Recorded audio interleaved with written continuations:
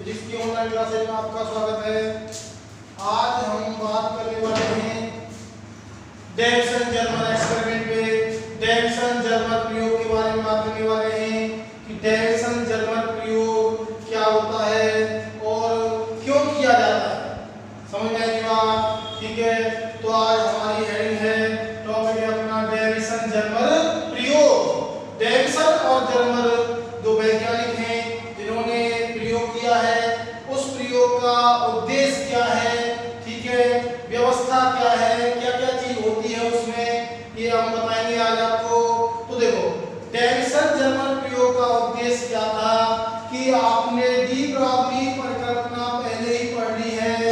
De Broglie परिकल्पना, de Broglie परिकल्पना को, डी ब्रॉगली परिकल्पना आप पहले पढ़ चुके हैं कि प्रत्येक गतिशील द्रव्य कण से एक द्रव्य तरंग संबद्ध होती है। कहने का मतलब, यदि कोई द्रव्य कण गति करे तो वह तरंग की भांति व्यवहार करता है। डी ब्रॉगली परिकल्पना को प्रूव करने के लिए डेविसन जर्मर नामक वैज्ञानिक ने एक प्रयोग किया था और ये बात प्रूव की थी कि यदि किसी द्रव्य कण को गति कराई जाए तो वह किसकी तरह व्यवहार करता है? तरंग की तरह व्यवहार करता है।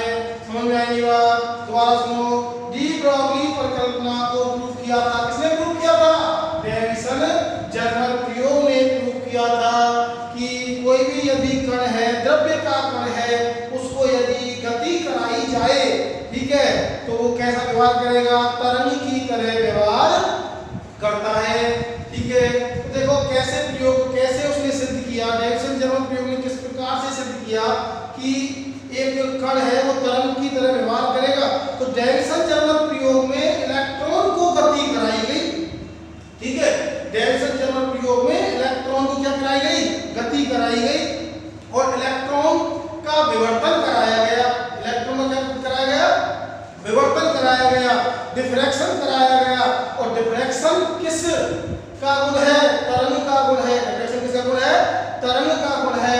ठीक है, तो इलेक्ट्रॉन को गति कराई गई, तो इलेक्ट्रॉन जब गति करने लगा तो उसका डिफ्रैक्शन किया गया, विवर्तन किया गया। और विवर्तन है वो किसका गुण है? विवर्तन है, विवर्तन तरंग का गुण है। किसका गुण है? तरंग का गुण है। तो मैंने आपको यहाँ सेटअप बनाया है, ये आपका सेटअप है, सेटअप है, ये आपका सेटअप है, एक्सपेरिमेंट सेटअप है, प्रयोग व्यवस्था है ये। ठीक है, कैसे बनाई है? मैंने आपको पूरा परिपथ बनाया है, इसका जो प्रयोग की व्यवस्था है वो बनाई है। ठीक है, तो डेविसन जर्मर प्रयोग का उद्देश्य पूछा जाए, डेविसन जर्मर प्रयोग का यदि उद्देश्य पूछा जाए तो डेविसन जर्मर प्रयोग का उद्देश्य, डेविसन जर्मर प्रयोग का यदि उद्देश्य पूछा जाए तो डेविसन जर्मर प्रयोग का उद्देश्य है द्रव्य तरंगों का सत्यापन। किसका सत्यापन? द्रव्य तरंगों का, द्रव्य तरंगों का सत्यापन, द्रव्य तरंगों का सत्यापन। मैंने बताई थी, जब कोई कण गतिशील होता है, तरंग की तरह व्यवहार करता है, तो जो तरंग बनती है कण के कारण, जो तरंग बन के आती है डी ब्रॉगली परिकल्पना में, उस तरंग को कहते हैं द्रव्य तरंग। क्या कहते हैं? द्रव्य तरंग। तो द्रव्य तरंगों का प्रायोगिक सत्यापन, ठीक है, द्रव्य तरंगों का प्रायोगिक सत्यापन किया था। किसने? डेविसन और जर्मर प्रयोग ने किया था। तो उद्देश्य इसका यही है कि द्रव्य तरंगों का प्रायोगिक सत्यापन करने के लिए प्रयोग किया गया था, डेविसन जर्मर प्रयोग किया गया। सबके समझ में आई होगी। अब बात करते हैं हम कि डेविसन जर्मर प्रयोग जो उपकरण है, ये जो मैंने आपको चित्र बनाया है, ये डेविसन जर्मर प्रयोग उपकरण है। इसके कौन कौन से भाग होते हैं? तो यहाँ आप बात करेंगे डेविसन जर्मर प्रयोग में कौन कौन से भाग होते हैं? तो देखो डेविसन जर्मर प्रयोग के 3 भाग होते हैं। पहला होता है इलेक्ट्रॉन गन। पहला जो भाग होता है वो होता है इलेक्ट्रॉन गन। समझ में आई बात? ठीक है। दूसरा जो भाग होता है वो होता है निकल क्रिस्टल। कौन सा क्रिस्टल होता है? Nickel crystal. समझ में आई बात? इसे टारगेट कहते हैं, लक्ष्य कहते हैं। क्या कहते हैं इसे? लक्ष्य कहते हैं, टारगेट। समझ में आई बात? ठीक है, टारगेट कहते हैं इसे। 3 भाग होते हैं। पहला होता है इलेक्ट्रॉन गन। क्या होता है?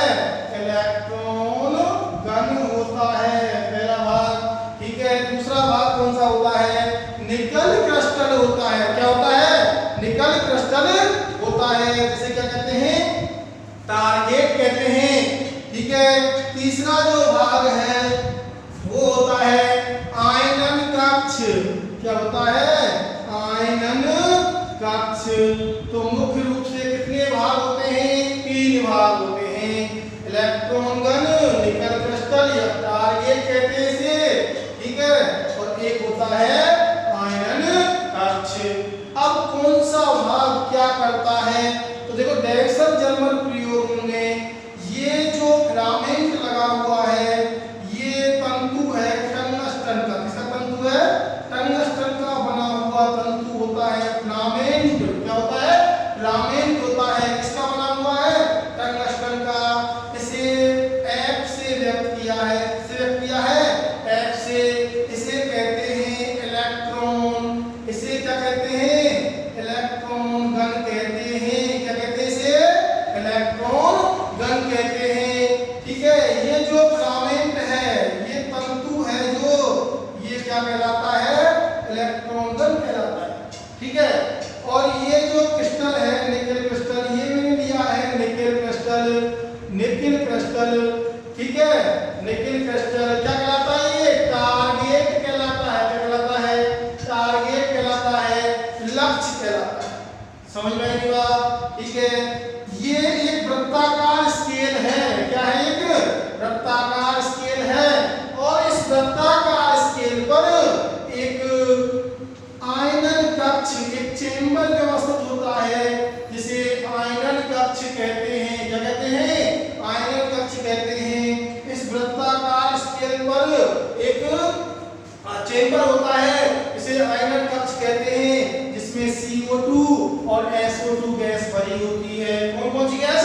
CO2 और SO2 गैस भरी हुई होती है। ठीक है।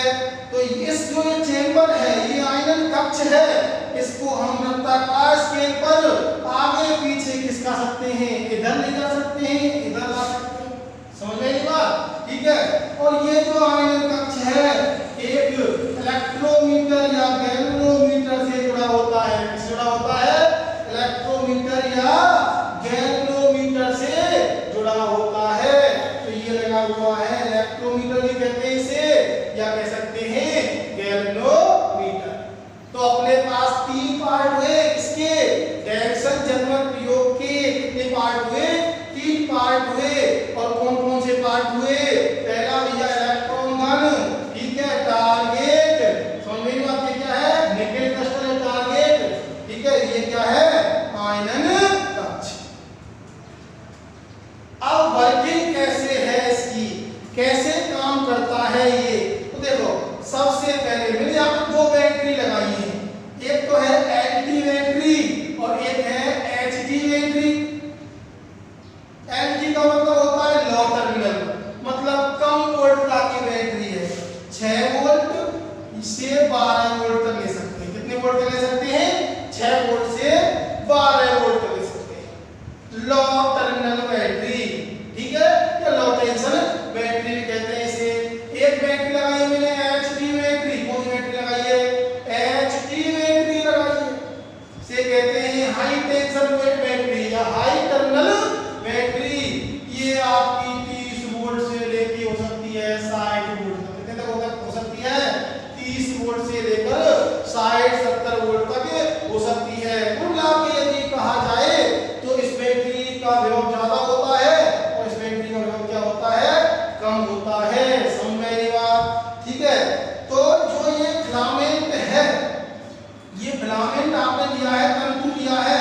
इस पर भैया BeO क्या चीज होता है? बेरिलियम ऑक्साइड जो फिलामेंट होता है, टंगस्टन का जो तंतु है उस पर बेरिलियम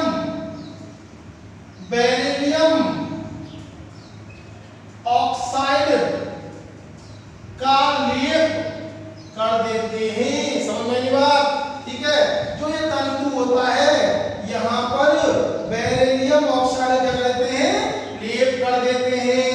बेरिलियम ऑक्साइड का लेप क्यों करते हैं? क्योंकि बेरिलियम ऑक्साइड के लिए कार्यफलन वर्क फंक्शन का मान है वो कम होता है। बेरिलियम ऑक्साइड के लिए BeO के लिए जो वर्क फंक्शन है मतलब कार्यफलन, और जिसका कार्यफलन कम होगा वो इलेक्ट्रॉन का जल्दी उत्सर्जन करेगी। समझ में आई बात? ठीक है, मतलब इलेक्ट्रॉन उत्सर्जित होने के लिए बहुत ही कम ऊर्जा की क्या होगी? आवश्यकता होगी। समझ में आई बात? इसलिए जो आपने टंगस्टन धातु का तंतु लिया है, फिलामेंट लिया है, उस पर किसका लेप कर दिया है? BeO का लेप कर दिया है, बेरिलियम ऑक्साइड का लेप कर दिया है, क्योंकि बेरिलियम ऑक्साइड की जो वर्क फंक्शन है उसका वो क्या होता है? कम होता है। समझ में आई बात? ठीक है, तो अब देखो सबसे पहले एल्टीमेटरी के द्वारा फिलामेंट को गर्म किया जाता है। क्या किया जाता है? इसको गर्म किया जाता है। समझ में आई बात? ठीक है, सबसे पहले एल्टीमेटरी के द्वारा, लॉ टर्नल बैटरी के द्वारा इसको क्या किया जाता है? गर्म किया जाता है। जब ये गर्म हो जाता है तो तापायनिक उत्सर्जन के कारण, किसी कारण तापायनिक उत्सर्जन के कारण इलेक्ट्रॉन उत्सर्जित होने लगते हैं। समझ में आई बात? ठीक है, तापायनिक उत्सर्जन के कारण इस फिलामेंट से क्या उत्सर्जित होने लग जाते हैं? इलेक्ट्रॉन उत्सर्जित होने लग जाते हैं। कब? जब इसको एल्टीमेटरी लॉ टर्मिनल बैटरी के द्वारा गर्म किया जाता है। गर्म होगा, ठीक है, तो थर्मोनिक जो एमिशन है वो होगा। थर्मोनिक एमिशन मतलब तापायनिक उत्सर्जन होगा, तो इलेक्ट्रॉन उत्सर्जित होने लग जाएगा। समझ में आई बात? अब ये इलेक्ट्रॉन ऐसे बिखरे हुए होते हैं, एक सीधी रेखा में नहीं होते, कोई ऐसे जा रहा है, कोई ऐसे जा रहा है, कोई ऐसे जा रहा है, कोई ऐसे जा रहा है। समझ में आई बात? ठीक है, और हमको इलेक्ट्रॉन एक सीधी रेखा में चाहिए। कैसी रेखा में चाहिए? सीधी रेखा में चाहिए, बीम के रूप में चाहिए। किसके रूप में चाहिए? बीम के रूप में। किसके रूप में? बीम के रूप में, किरण पुंज के रूप में। किसके रूप में? किरण पुंज के रूप में चाहिए। किसके रूप में चाहिए? किरण पुंज के रूप में। तो हम क्या करते हैं, यहाँ से जो इलेक्ट्रॉन होते हैं उसका उनका स्कैटरिंग होता है, प्रकीर्णित होते हैं, इधर उधर जाते हैं, कोई इधर जा रहा है, कोई इधर जा रहा है, कोई इधर जा रहा है, कोई इधर जा रहा है। समझ में आई बात? ठीक है, तो हम क्या करते हैं कि आगे एक या तो सिलेंडर लगा देते हैं। क्या लगा देते हैं? सिलेंडर लगा देते हैं, या लगा देते हैं दो स्लिट। क्या लगा देते हैं? दो स्लिट लगा देते हैं। ठीक है, और स्लिट नाम दिया है मैंने S1 S2। स्लिट मतलब कोई भी गत्ता लगा दिया, गत्ते के बीच में छिद्र है, दो गत्ते लगा दिए। ठीक है, तो बाकी के इलेक्ट्रॉन यहाँ आ रहे हैं वो तो क्या होंगे? रुक जाएंगे। केवल जो छिद्र है उससे ही इलेक्ट्रॉन क्या जाएंगे? निकल के जाएंगे। नहीं आई समझ? देखो तो यहाँ पर आगे एक सिलेंडर लगा दिया जाता है, या फिर स्लिट, जिन्हें डायफ्राम कहते हैं। क्या कहते हैं? डायफ्राम कहते हैं। मतलब दो गत्ते लिए, ठीक है, और गत्ते इस प्रकार से लगा दिए, ऐसे लगा दिए। ठीक है, तो यहाँ से इलेक्ट्रॉन जाएंगे, केवल ये इलेक्ट्रॉन सीधी रेखा में जाएंगे जो छिद्र है उससे। तो यहाँ से जो छिद्र है इससे जो इलेक्ट्रॉन निकलेंगे वो एक सीधी रेखा में जाएंगे। समझ में आएगी बात? यहाँ से जो इलेक्ट्रॉन है, बाकी के जो इलेक्ट्रॉन है यहाँ जा रहे हैं वो सब क्या हो जाएंगे? रुक जाएंगे। समझ में आएगी बात? ठीक है, अच्छा, अब यहाँ से इलेक्ट्रॉन उत्सर्जित भी हो गए। अब एक सीधी रेखा बीम के रूप में जाने भी लगे। ठीक है, लेकिन कुछ इलेक्ट्रॉन ऐसे उड़ेंगे, गति निकलेगी। उन्हें तीव्र गति कराने के लिए, त्वरित गति कराने के लिए हम क्या करते हैं? इन स्लिटों के मध्य में क्या लगा देते हैं? धनात्मक विभव लगा देते हैं। क्या लगा देते हैं? धनात्मक विभव लगा देते हैं। उच्च वोल्टता का वोल्टता का धनात्मक विभव लगा देते हैं। इसलिए मैंने यहाँ पर लगाई कौन सी बैटरी, उच्च वोल्टता, हाई टर्मिनल बैटरी लगाई है, ठीक है। अब ये उच्च वोल्टता का मैंने 2-3 बैटरी लगा दी, माइनस प्लस, तो उच्च वोल्टता का मैंने क्या लगा दिया, विभव लगा दिया। अब ये इलेक्ट्रॉन इस उच्च वोल्टता के धनात्मक विभव से क्या होंगे, आकर्षित होंगे और तीव्र गति से त्वरित गति करेंगे। इस वोल्टता के कारण ये इलेक्ट्रॉन है तीव्र गति से गति करने लग जाएंगे, त्वरित गति करने लग जाएंगे। तो भैया आपने देखिए भाई इलेक्ट्रॉन की उत्सर्जित इलेक्ट्रॉन की गतिज ऊर्जा भी बढ़ गई, उत्सर्जित इलेक्ट्रॉन की गतिज ऊर्जा भी बढ़ गई, समझ में आई बात, ठीक है। दूसरी बात, इलेक्ट्रॉन की गतिज ऊर्जा तो बढ़ी गई है और हमने क्या किया है, इलेक्ट्रॉन को एक बीम के रूप में प्राप्त कर लिया है। किसके रूप में, बीम के रूप में, किरण पुंज के रूप में, एक किरण के रूप में, एक इलेक्ट्रॉन के पीछे एक सीधी रेखा में इलेक्ट्रॉन जा रहे हैं, समझ में आया, ठीक है। तो ये इलेक्ट्रॉन है, ये निकल क्रिस्टल से टकराएंगे। किसे टकराएंगे, निकल क्रिस्टल से टकराएंगे। जब ये इलेक्ट्रॉन निकल क्रिस्टल से टकराएंगे तो इनका डिफ्रैक्शन हो जाएगा, विवर्तन हो जाएगा। क्या हो जाएगा, विवर्तन हो जाएगा, समझ में आएगी बात। विवर्तन को कहते हैं डिफ्रैक्शन, DIFRACTION,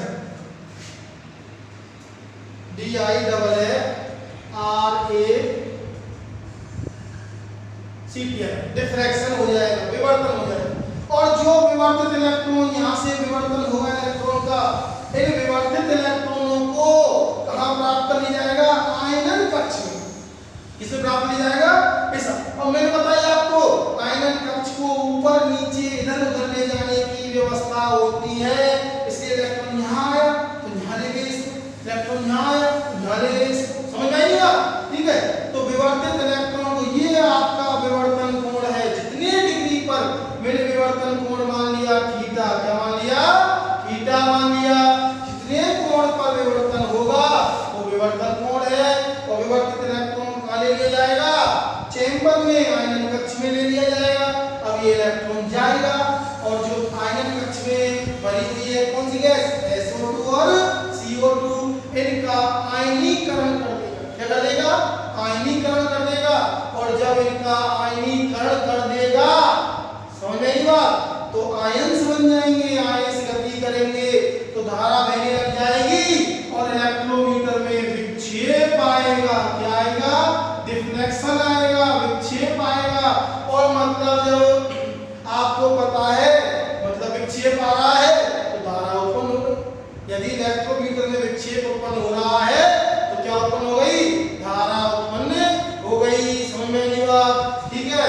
अब हम जैसे जैसे इलेक्ट्रॉन की तीव्रता बढ़ाएंगे, ठीक है, जो ये धारा बह रही है वो इलेक्ट्रॉन की तीव्रता के डायरेक्टली प्रोपोर्शनल होगी, समानुपाती होगी। तीव्रता बढ़ने पर आयनीकरण ज्यादा होगा, आयनों की संख्या क्या हो जाएगी, बढ़ जाएगी, समझ में आई बात। जिससे धारा का मान भी क्या हो जाएगा, बढ़ जाएगा। यहाँ तक आपको समझ में आया होगा, कोई दिक्कत हो तो बताना। हमारे पास मैंने अभी बताया डिफ्रैक्शन। अच्छा, डिफ्रैक्शन की एक कंडीशन है। डिफ्रैक्शन कब होता है, डिफ्रैक्शन जब होता है जब तरंग की तरंग है, किसकी तरंग है, तरंग की तरंग है, लेमड़ा कंडीशन। मतलब डिफ्रैक्शन पूर्ण रूप से विवर्तन के लिए, स्पष्ट विवर्तन के लिए एक शर्त होती है, और शर्त ये है कि तरंग की तरंगदैर्घ्य, तरंग की तरंगदैर्घ्य किसके बराबर होनी चाहिए, अवरोधक, अवरोधक मतलब जिससे विवर्तन हो रहा है, किससे विवर्तन हो रहा है, क्रिस्टल से विवर्तन हो रहा है, निकल क्रिस्टल से। अवरोधक के जालक नियतांक के मध्य की दूरी, या जो उसकी परतें हैं, ठीक है, उनके मध्य की दूरी के, मान लिया इसका जालक नियतांक, किसका, निकल क्रिस्टल का, निकल क्रिस्टल का जालक नियतांक कैपिटल D है। मतलब जालक नियतांक का परतों, अणुओं की एक परत, दूसरी परत, तीसरी परत, ठीक है, ऐसे। परत, एक परत, दो परत, तीन परत, तो इनके जो मध्य की दूरी होती है वो मान ली डी। कितनी मान ली? डी। ये क्या कहलाएगा? जालक नियतांक।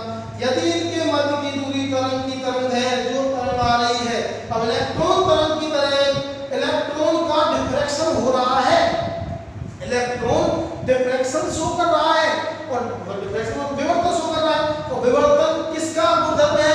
तरंग का गुणधर्म है। किसका गुणधर्म है? तरंग का गुणधर्म है। और हम यही सिद्ध कर रहे हैं कि जब इलेक्ट्रॉन गति कर रहा है तो वो तरंग की तरह व्यवहार करता है। डी ब्राउनी तरंग दैर्ध्य सिद्ध कर रहे हैं, डी ब्राउनी तरंग दैर्ध्य कह रही है इस बात को। तो यहाँ पर इसका डिफ्रैक्शन हो रहा है और डिफ्रैक्शन स्पष्ट विवर्तन कब होता है? जब तरंग की तरंग है किसके बराबर हो?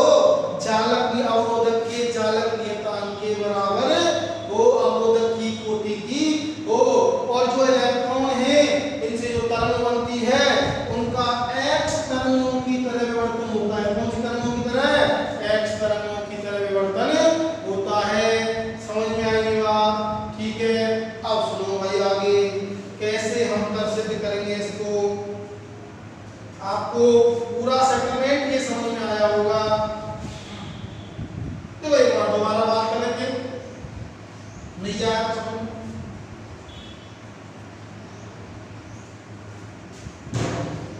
डेविसन जर्मर प्रयोग का उद्देश्य है द्रव्य तरंगों का सत्यापन करना, प्रायोगिक सत्यापन करना कि प्रत्येक गतिशील जो कण है वो द्रव्य तरंग की तरह व्यवहार करता है। और इसके लिए किया गया है डेविसन जर्मर प्रयोग किया गया है। डेविसन और जर्मर दो वैज्ञानिक हैं, ठीक है, और इनको नोबेल पुरस्कार भी मिल चुका है। क्या मिला है? नोबेल पुरस्कार भी मिल चुका है इस पे। तो बात कर लेते हैं भैया डेविसन जर्मर प्रयोग का सेटअप है कुछ इस प्रकार का होता है, आपको दिख रहा होगा आपको। इसके तीन भाग होते हैं, मैंने बताया।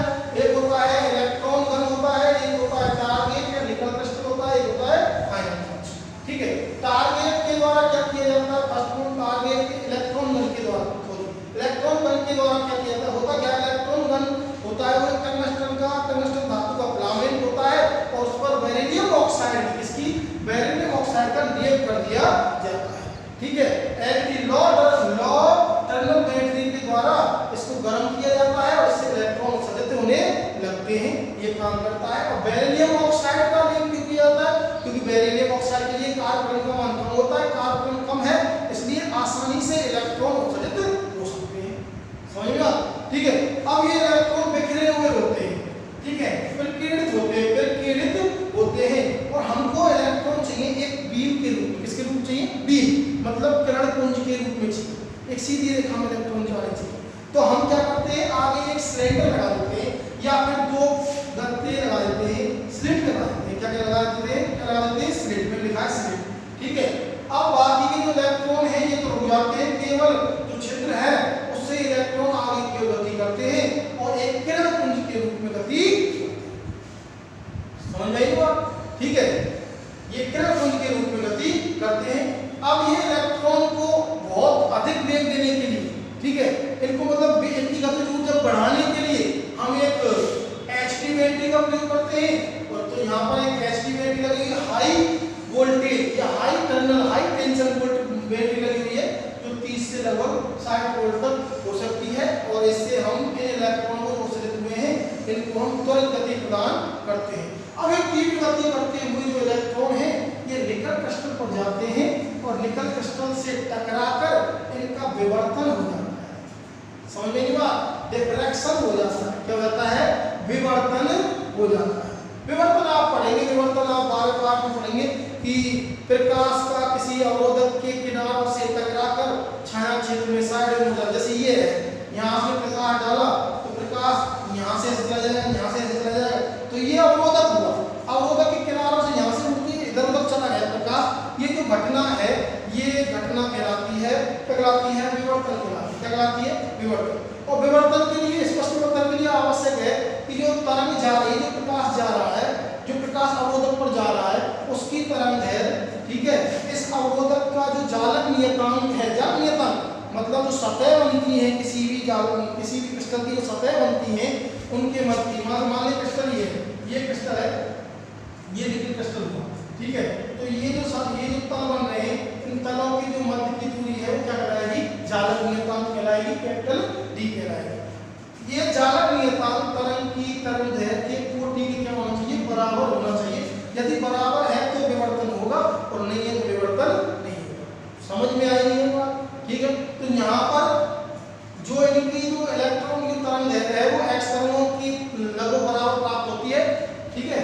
और इनके जालक नियतांक भी इनकी तरंगदैर्घ्य बराबर होता है, इसलिए यहाँ पर इलेक्ट्रॉन का स्पष्ट विवर्तन होता है। क्या होता है? स्पष्ट विवर्तन होता है। ठीक है।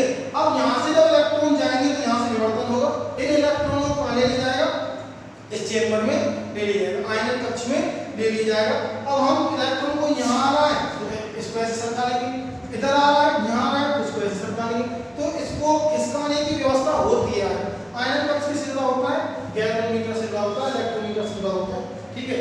जैसे ही विवर्तित इलेक्ट्रॉन आएंगे तो भैया यहाँ आयनीकरण कर देंगे। क्या कर देंगे? आयनीकरण कर देंगे। जैसे धारा बहेगी और इसमें क्या उत्पन्न हो जाएगा, विक्षेप उत्पन्न हो जाएगा। क्या उत्पन्न हो जाएगा? विक्षेप उत्पन्न हो जाएगा। समझ में नहीं बात? ठीक है। जब विक्षेप इसमें उत्पन्न हो जाएगा तो आप पता चल जाएगा कि धारा उत्पन्न हो रही है। अब इसको हम आगे पीछे करके देखेंगे, यहाँ तीव्रता कुछ और प्राप्त होनी चाहिए, यहाँ तीव्रता कुछ और प्राप्त हो रही है। ठीक है। तो हम देखेंगे कि इसको जब इलेक्ट्रॉन को आगे पीछे ले रहे हैं तो तीव्रता, इलेक्ट्रॉन की तीव्रता है क्या, वो बढ़ेगी घटेगी? कब कैसे पता चलेगा? इसमें विक्षेप कम ज्यादा होगा तो आप पता चल जाएगा भाई मान लीजिए 10 इलेक्ट्रॉन आ रहे हैं इधर, लेकिन यहाँ 50 इलेक्ट्रॉन आ रहे हैं विवर्तित होगी, यहाँ 5 इलेक्ट्रॉन आ रहे हैं तो जहाँ 10 यहाँ तीव्रता कम, 50 इलेक्ट्रॉन तो तीव्रता क्या हो जाएगी ज्यादा, फिर 5 इलेक्ट्रॉन में तीव्रता क्या हो जाएगी, कम हो जाएगी। तो इस प्रकार से हम इधर उधर खिसका के क्या देखेंगे, तीव्रता देखेंगे। जैसे जैसे तीव्रता बढ़ रही है तो धारा का मान विक्षेप बढ़ेगा। ठीक है। Intensity of electron V directly proportional किसके, डिफ्लेक्शन ऑफ इलेक्ट्रोमीटर, किसके, डिफ्लेक्शन ऑफ इलेक्ट्रोमीटर। ये जो इंटेंसिटी है, तीव्रता है इलेक्ट्रॉन की, वो समानुपाती होगी किसके, विक्षेप के, इलेक्ट्रोमीटर में उत्पन्न विक्षेप के। मतलब ज्यादा तीव्रता होगी, ज्यादा इलेक्ट्रॉन आएंगे, तीव्रता बढ़ेगी, तीव्रता बढ़ेगी, ज्यादा इलेक्ट्रॉन का इस जगह मान लीजिए ज्यादा इलेक्ट्रॉन का विवर्तन हो रहा है तो तीव्रता बढ़ेगी, तीव्रता बढ़ेगी, विक्षेप बढ़ेगा। समझ ना? यहाँ कम का हो रहा है, इधर कम आ रहे हैं तो तीव्रता घटेगी। समझ में नहीं बात? ठीक है। तो ये जो प्रयोग है ये मैंने आपको समझा दिया पूरा कंप्लीटली चित्र के बारे में। अब इसमें हम सिद्ध कैसे करते हैं वो देखना है अपन को कि सिद्ध कैसे करेंगे।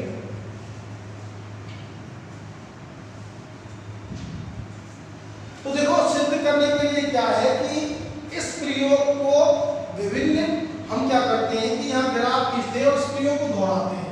ठीक है।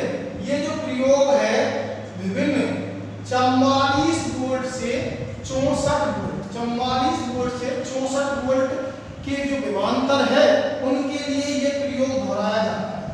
ठीक है। हम विभिन्न वोल्टताओं पर तीव्रता व ठीक है विवर्तन कोण, तीव्रता व विवर्तन कोण, समझ नहीं बात? तीव्रता व विवर्तन कोण के मध्य हम क्या खींचते हैं, ग्राफ खींचते हैं। क्या खींचते हैं? ध्रुवीय आरेख खींचते हैं। तीव्रता और विवर्तन कोण के मध्य हम ध्रुवीय आरेख खींचे जाते हैं। कैसे आरेख खींचे जाते हैं? ध्रुवीय पोलर ग्राफ खींचे जाते हैं। दोबारा सुनो, ये जो प्रयोग है विभिन्न वोल्टताओं के लिए 44 वोल्ट लगाया यहाँ से, ठीक है, 48 वोल्ट लगाया यहाँ से, 54 वोल्ट लगाया यहाँ से, समझ में आई बात? ठीक है, 54 वोल्ट लगाया यहाँ से इसके बाद में 60 वोल्ट लगाया, 64 वोल्ट लगाया। तो विभिन्न वोल्टेज बदल के हमने देखा कि 44 वोल्ट लगाया तो तीव्रता और विवर्तन कोण के मध्य में ग्राफ कैसा प्राप्त हो रहा है। समझ में आई बात? यहाँ से इधर उधर ले जाकर इसको देखा कि तीव्रता इधर ऊपर ले जा रही है, बढ़ रही है, घट रही है, इधर ले जा रही है, घट रही है, बढ़ रही है, तो ये देखा। ठीक है। कहने का मतलब मेरा ये है कि जो ये प्रयोग है, डेल्टन जर्मर प्रयोग है, ये विभिन्न वोल्टताओं के लिए दोहराया जाता है। तो विभिन्न वोल्टताओं जैसे कि मैं दोबारा बताऊंगा आपको कि मान लीजिए 44 वोल्ट का विभवांतर आरोपित किया कहाँ, एचटी बैटरी द्वारा। किसकी बैटरी? कौन सी बैटरी द्वारा? HT battery. एचटी मतलब समझ लो आप हाई टेंशन है, हाई टर्मिनल बैटरी के द्वारा, एचटी बैटरी के द्वारा आपने कितनी वोल्ट दी? आपने 44 वोल्ट लगाया। अब 44 वोल्ट से इलेक्ट्रॉन यहाँ से उत्सर्जित हुए, 44 वोल्ट के विभवांतर से तुरंत गति करी। अब इनका क्या होगा? यहाँ से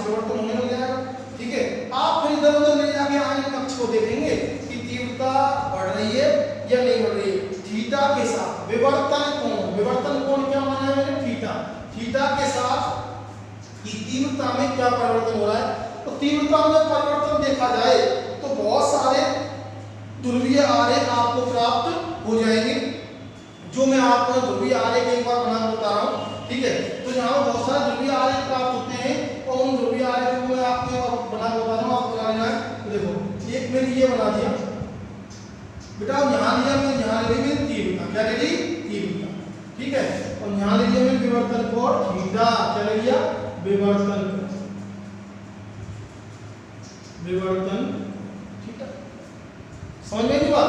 तो यहाँ मैंने ले लिया विवर्तन कोण थीटा और यहाँ ले ली मैंने तीव्रता, ठीक है। तो इसके लिए मैंने ग्राफ बनाया तो कुछ इस प्रकार से प्राप्त हुआ, समझ में नहीं बात। अपना ग्राफ कुछ इस प्रकार से प्राप्त किया और ये 44 वोल्ट के लिए, किसके लिए 44 वोल्ट के लिए प्राप्त हुआ। कैसे प्राप्त हो सकता है, घटता बढ़ता पोलर आरेख होंगे, ठीक है। अगला मैंने एक बनाया, यहाँ में तीव्रता ली, 2-3 बना लेंगे आप, ठीक है, बनाए वो नोट्स में, ठीक है। यहाँ में तीव्रता ली, तीव्रता, ठीक है। और यहाँ मैंने विवर्तन कोण लिया थीटा और ये लिया मैंने 48 वोल्ट, किसके लिए लिया 48। जब 48 वोल्ट के लिए बनाया गया तो कुछ इस प्रकार से प्राप्त हुआ, समझ में हुआ, ठीक है। अब मैंने आगे और बनाया, मैंने 54 वोल्ट के लिए बनाया, कितने वोल्ट के लिए बनाया 54 वोल्ट के लिए बनाया।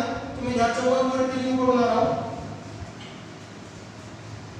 ये 44 वोल्ट के लिए लगभग ऐसा प्राप्त हुआ, 48 वोल्ट के लिए ऐसा प्राप्त हुआ। और जब 54 वोल्ट के लिए बनाया गया तो यहाँ 54 वोल्ट के लिए जब बनाया, यहाँ तीव्रता ले गए और यहाँ थीटा ले लिया, कौन सा कोण है विवर्तन,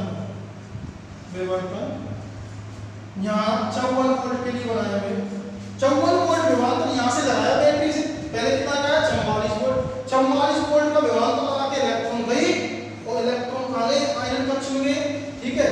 अब मैंने इधर उधर किया आयन कक्ष को और देखा कि तीव्रता बढ़ने के साथ साथ क्या फर्क पड़ रहा है, किस पर विवर्तन कोण बढ़ने के साथ साथ तीव्रता पर क्या फर्क पड़ रहा है।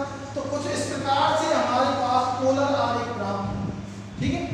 अब जैसे ही 48 वोल्ट के लिए हो रहा है तो 48 वोल्ट के लिए हमें कुछ इस प्रकार से पोलर आरेख प्राप्त हो, ठीक है। ऐसे 54 वोल्ट विभवांतर लगाया, इलेक्ट्रॉन गए इधर उधर किया, इसको मतलब तीव्रता बढ़ेगी, आप कहीं 10 इलेक्ट्रॉन 20 इलेक्ट्रॉन, ठीक है, तीव्रता बढ़े। विवर्तन कोण के साथ तीव्रता का देखा में संबंध की किस प्रकार से ग्राफ, ये ग्राफ फिक्स भी ऐसे प्राप्त होते हैं, ठीक है। तो आपको कुछ इस प्रकार से ग्राफ प्राप्त,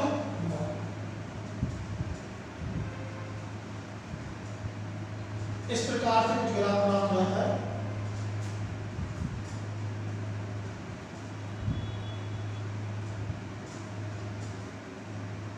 अभी सही नहीं बनाया,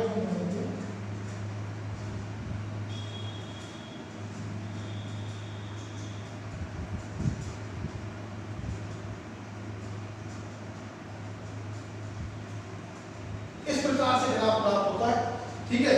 तो यहां देखा मैंने, यहां देखा,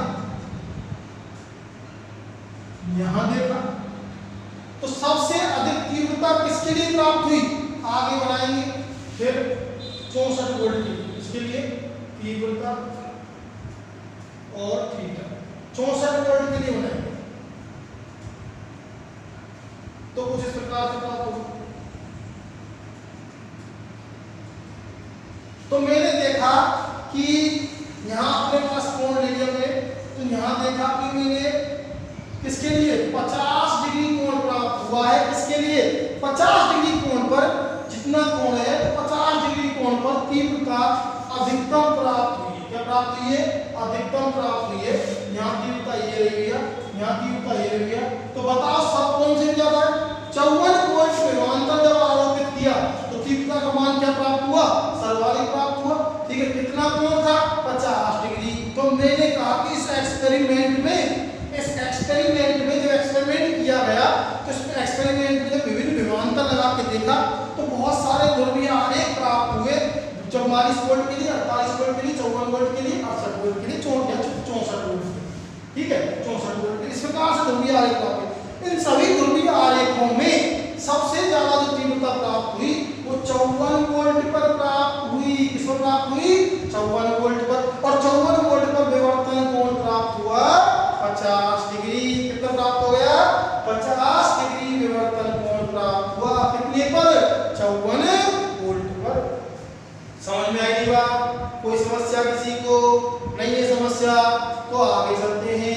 तो हमारे पास हमने ये देखना है कि तीव्रता सबसे ज्यादा कहाँ प्राप्त हुई है? सबसे ज्यादा तीव्रता प्राप्त हुई है कहाँ? 50 डिग्री पर। कितनी डिग्री प्राप्त हुई है? 50 डिग्री में प्राप्त हुई है। विवर्तन कोण 50 डिग्री तीव्रता प्राप्त हुई है। अधिकतम कितने वोल्ट पर? 54 वोल्ट। ठीक है, तो हम क्या लिखेंगे यहाँ? ध्रुवीय आरेखों से स्पष्ट है कि 54 वोल्ट पर तीव्रता सर्वाधिक प्राप्त होती है और विवर्तन कोण कितना होता है? 50 डिग्री होता है। तो थीटा प्राप्त हो गया कितना? 50 डिग्री। कितना प्राप्त हो गया? 50 डिग्री प्राप्त हो गया। कोई दिक्कत है क्या? नहीं है। ठीक है, जब 50 डिग्री ये कोण प्राप्त हो कितने वोल्ट पर? V बराबर वोल्टेज कितनी? 54 वोल्ट पर प्राप्त हुआ है। कितने वोल्ट पर प्राप्त हुआ है? 54 वोल्ट पे प्राप्त हुआ है। ठीक है, अब हम यहाँ एक समीकरण यूज करते हैं, ब्रैग समीकरण। कल मैं आपको ब्रैग समीकरण निकाल के बताऊंगा वैसे ब्रैग समीकरण क्या होता है। ठीक है, तो ब्रैग समीकरण यूज करते हैं। ब्रैग समीकरण से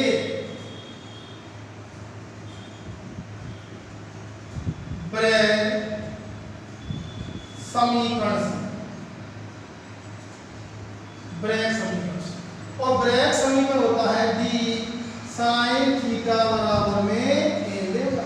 कल आपको मैं निकाल के बताऊंगा ब्रैग समीकरण के बारे में कि ब्रैग समीकरण क्या होता है। तो मैंने यहाँ लिखा d sin थीटा बराबर में n लेगा। अब क्या क्या चीज है? अच्छा, विवर्तन के लिए काम में लिया जाता है। इसके लिए किया जाता है विवर्तन के लिए ब्रैग समीकरण। और नहीं तो आप इतना आप याद कर ले, जब मैं 12वां पार्ट स्टार्ट कराऊंगा, ठीक है, तो आपको वहां ब्रैग समीकरण मिलेगा और ब्रैग समीकरण में बताऊंगा, वहां आपको निकाल के बताऊंगा। समझ में नहीं बात? ठीक है, तो ब्रैग समीकरण होता है d sin थीटा बराबर में n लैम्डा। ये होता है आपके पास ब्रैग समीकरण। अब d क्या है? d है भैया d है निकेल क्रिस्टल के तलों के मध्य की ये चालकता। d क्या है? निकल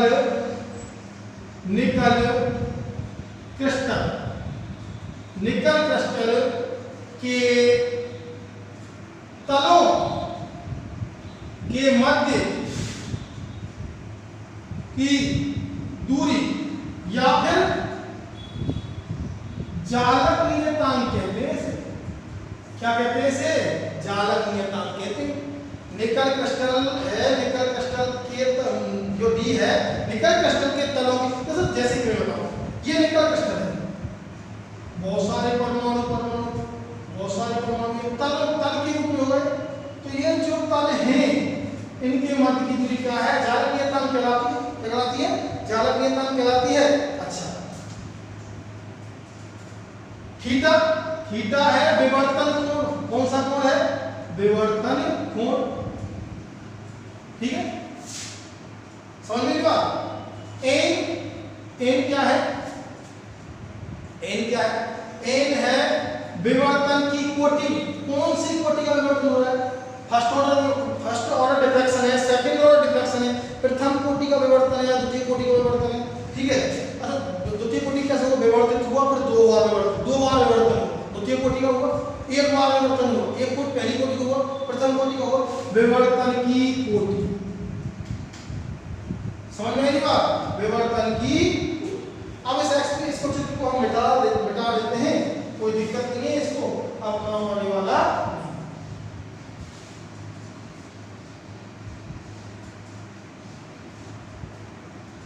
तो ये n क्या है? विवर्तन की कोटि। लैम्डा क्या है? तरंग दैर्ध्य है। तो देखो अपने पास ध्यान देखो, d का मान क्रिस्टल के लिए, निकल क्रिस्टल के लिए d का मान होता है, d बराबर में होता है 2.15 एंगस्ट्रॉम। निकल क्रिस्टल के लिए जालक नियतांक कितना होता है? 2.15 एंगस्ट्रॉम होता है, फिक्स है। ठीक है, निकल क्रिस्टल के लिए जालक नियतांक 2.15 एंगस्ट्रॉम। थीटा कितना विवर्तन कोण कितना प्राप्त हुआ है? जिस पर तीव्रता, ठीक है, 50 डिग्री पे, और तीव्रता क्या प्राप्त हुई है? मैक्सिमम प्राप्त हुई थी। क्या प्राप्त हुई थी? आई मैक्सिमम प्राप्त हुई थी। थीटा बराबर है 50 डिग्री पे। अब कौन सी कोटि का? एक बार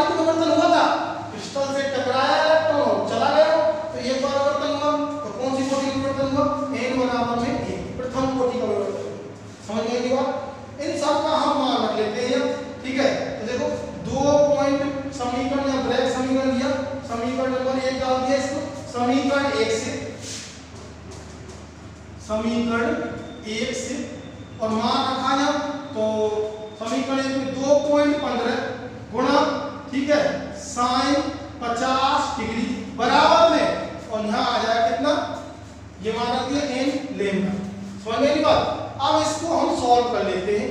तो आप पता ये तो क्या है, जालक नियतांक है, और sin 50 का मान कितना होता है, sin 50 का मान आपको मिल जाएगा लगभग में कितना मिलेगा, sin 50 का मान है 0.766। तो देखो यहाँ 2.15, ठीक है, 2.15 इंटू में 0.766 कितना मान होगा एग्जैक्ट आपको याद ही करना पड़ेगा, क्योंकि हम वैसे निकाल नहीं सकते sin 50 का मान कैलकुलेटर से, साइंटिफिक कैलकुलेटर से निकाल सकते हैं, ठीक है। तो ये आ जाएगा नहीं। तो यहाँ से तरंग दैर्घ्य आ गई। जब इनका हम मल्टीप्लाई करेंगे तो मल्टीप्लाई करने में हमको लगभग प्राप्त होगा 1.65 एंगस्ट्रॉम प्राप्त होगा। कितना प्राप्त होगा, ये जो तरंग दैर्घ्य आई है ये प्रयोग से आई है। इससे आई है प्रयोग से। आपने जो सेटअप किया लिया था, जो डेविसन जर्मर प्रयोग का जो सेटअप व्यवस्था ली थी, उससे आपको कौन कौन सी चीज प्राप्त हुई, एक विवर्तन कोण प्राप्त हुआ कितना 50 डिग्री, जिसमें तीव्रता कितनी प्राप्त हुई थी, अधिकतम मैक्सिमम प्राप्त हुई थी। समझ में आई बात। कौन सी कोटि का विवर्तन था, फर्स्ट ऑर्डर डिफ्रैक्शन था, क्योंकि एक बार विवर्तन हुआ था क्रिस्टल से, तुरंत कहां चला गया, आयन तक चला गया, तो फर्स्ट ऑर्डर डिफ्रैक्शन है ये, ठीक है। तो n बराबर क्या रख दिया, 1 रख दिया। तो यहाँ पे जब हम वैल्यू पुट करेंगे ये आपको याद ही रखना होगा, ठीक है। तो इसका एक मान रखेंगे तो ये आएगा लगभग में 1.65 एंगस्ट्रॉम। ये जो आई है ये एक्सपेरिमेंटल वेवलेंथ है। समझ में बात, मतलब प्रयोग से प्राप्त हुई है। अब ये तो प्राप्त हुई है प्रयोग से, ठीक है। और एक जो आती है, अब वैसे इलेक्ट्रॉन की कितनी होती है, वैसे इलेक्ट्रॉन, अब डी ब्रोगली देख लेते हैं। इलेक्ट्रॉन की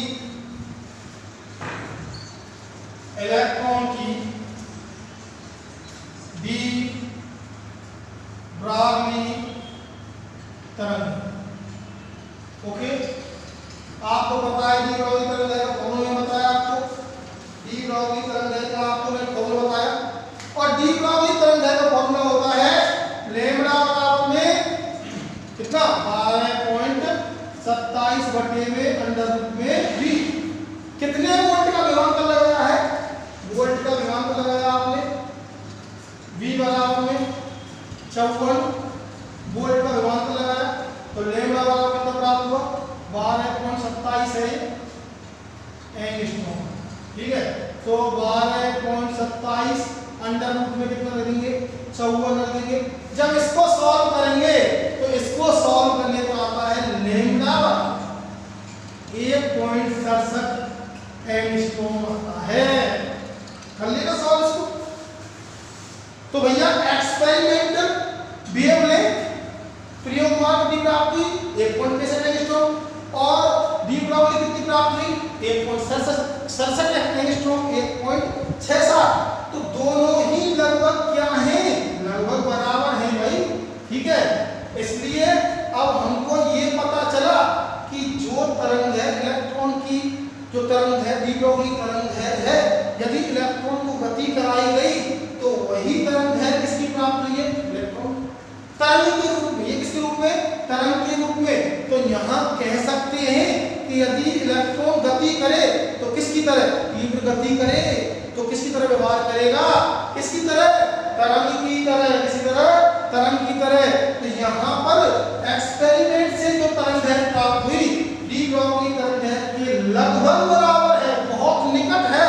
इसलिए यहाँ ये पता चल गया कि ये डी ब्रोगली तरंग है, डी ब्रोगली परिकल्पना क्या है, सत्य है। क्या है, सत्य है। तो इस प्रकार मैंने आज आपको बताया कि डेविसन जर्मर नामक वैज्ञानिकों ने डी ब्रोगली परिकल्पना को प्रूव किया था। कैसे, इलेक्ट्रॉन का विवर्तन करा के, और विवर्तन किसका गुणधर्म है, तरंग का गुणधर्म है। जब इलेक्ट्रॉन का विवर्तन हुआ तो उससे जो तरंग है प्राप्त हुई और डी ब्रोगली तरंग है प्राप्त हुई, वो दोनों लगभग क्या हुई, समान हुई। इससे ये सिद्ध होता है कि कोई भी यदि कण तीव्र गति से गति करता है तो वो किसकी तरह व्यवहार करेगा, तरंग की तरह व्यवहार करेगा। समझ में नहीं बात। ठीक है, एक टॉपिक और बचा है इसमें हाइजेनबर्ग का अनिश्चितता का सिद्धांत बचा हुआ है। इसको हम कल कराएंगे, इसकी क्वेश्चन कराएंगे, न्यूमेरिकल जो इंपॉर्टेंट है वो करा देंगे, 8 न्यूमेरिकल और करा देंगे इसके। ठीक है, तो आज के लिए धन्यवाद।